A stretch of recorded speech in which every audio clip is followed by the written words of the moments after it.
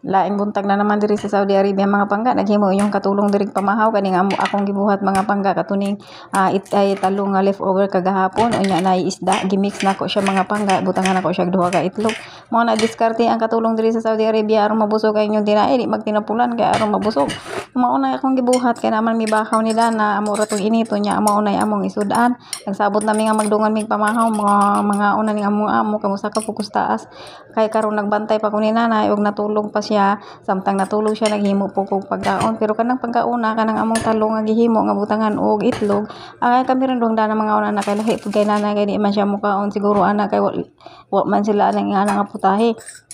gibuhatan na ako si nanay og sunny side up nga itlog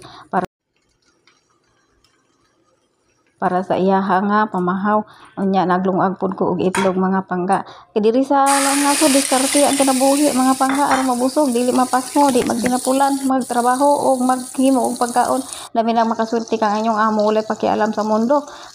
og magluto mo pagkaon nga inyong gusto walay problema mao ni akong amo dinhi mga pangga pastang pangabutan niini kay bisag lami pa ang akong pagkaon kaysa ilaha kay kani akong nanay mga pangga di man ni siya mukaog lami ay yahaan ka ng lugaw, simpleng pagkaon, di simpleng lasa, wala asin-asin. Unya ako, kay kaming duha ni Dana, maghimo mig laming pagkaon, kay aron mabusog ang among tiyan, kay ang among trabaho, overload, kay nga ako duha ka balay, akong trabaho, anya si Dana, tulo ka bata, ang iyang gibantayan. Mao na si Dana diri nag-abot na sa 6 years ang amo kay buutan kayo among mga amo diri mga pangga. Simpleng buhay sa among amo diri Saudi Arabia, perting mga buutan na. Unya ka na lang, hapitan na man akong video. Salamat,